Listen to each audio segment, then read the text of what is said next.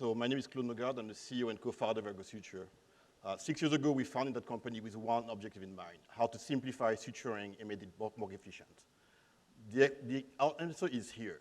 This is the first roller-based suturing system ever invented to use off-the-shelf needles. 20 years ago, the Da Vinci on the Wiz came with 7 degrees of freedom. I presented to you the next degree of freedom with a roller-based system. This is a platform which is transformative because it changed the relationship between needle and the driver, but it's also agnostic. We can mount this platform, as I will present to you, across every platform from handheld to robotic, even transcatheter applications. So you might wonder, where is the market? It's a tale of two stories. In ex-US, primarily in handheld devices, endoluminal or straight shaft. In the US, with the consolidation, we do expect that with instruments representing more than 58% of the market, there will be an opening for us, for companies to collaborate with us to actually improve the suturing system.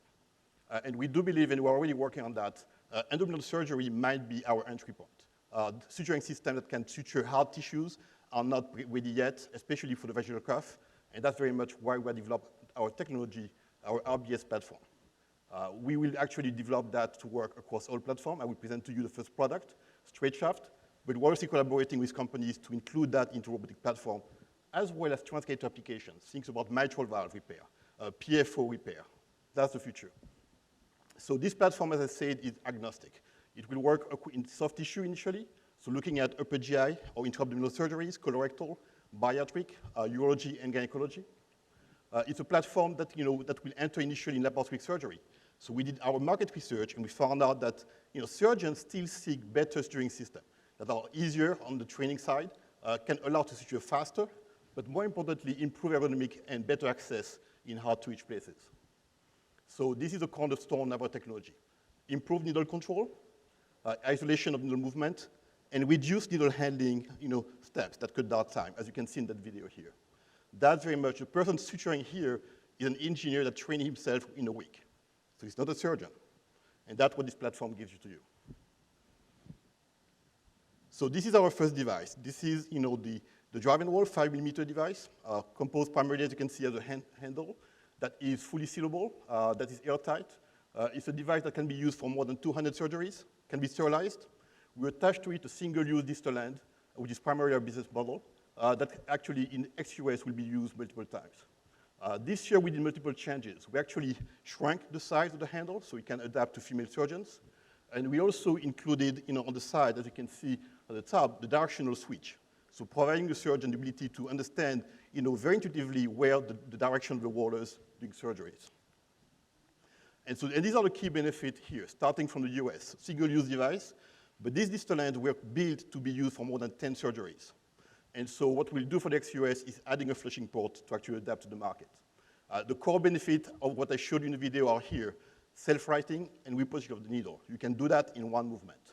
That's something that doesn't require the use of a grasper, and that cut down suturing time tremendously. Ability to control the needle speed. You can't do that with a robot right now.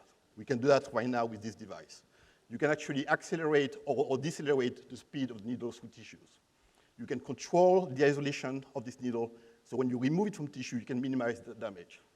And then last but not least, for the 5mm device, we included something which is a needle guide. And the objective here was to enable the surgeons to basically find the rollers without ever looking at the device. So that basically naturally places the needle between the rollers. And what's the core benefit? At launch, we'll focus primarily on that, suturing time. Everybody has a claim of fame for that, but this is our core. And that we will win through that.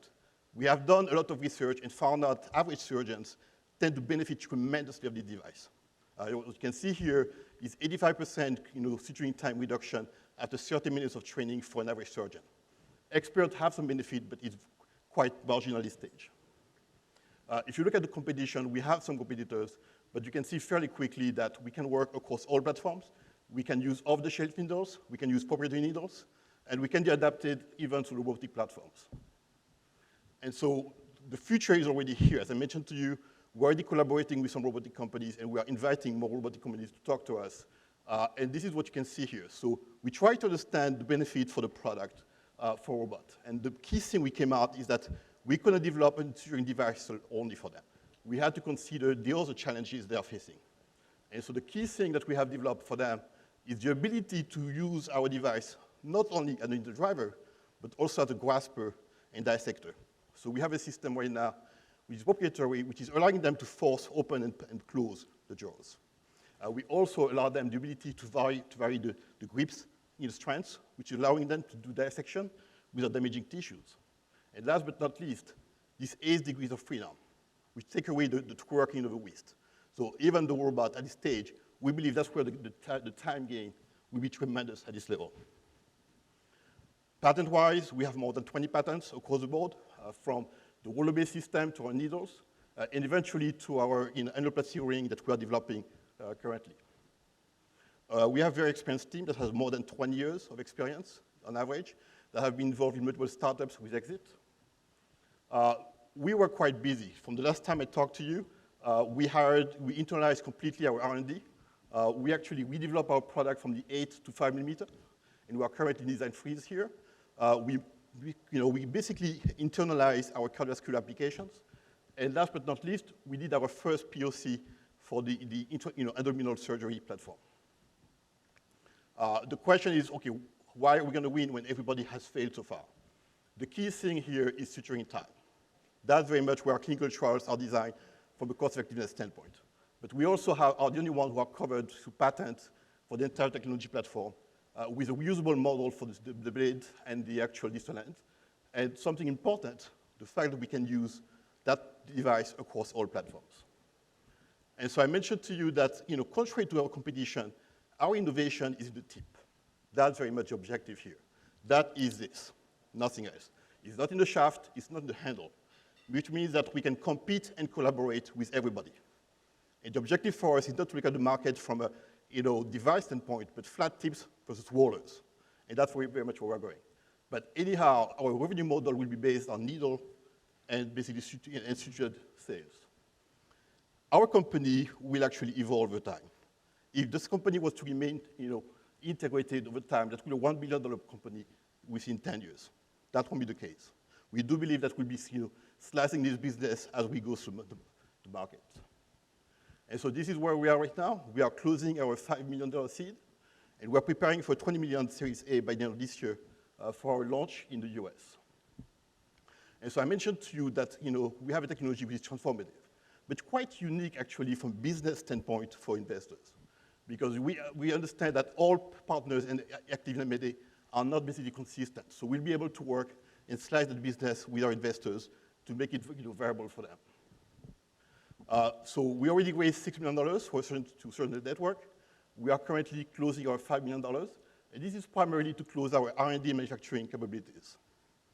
And last but not least, we are very actively looking for partnership in robotic platforms. So if you're interested, please talk to me. We are looking forward to basically work with you to advance the system. Thank you.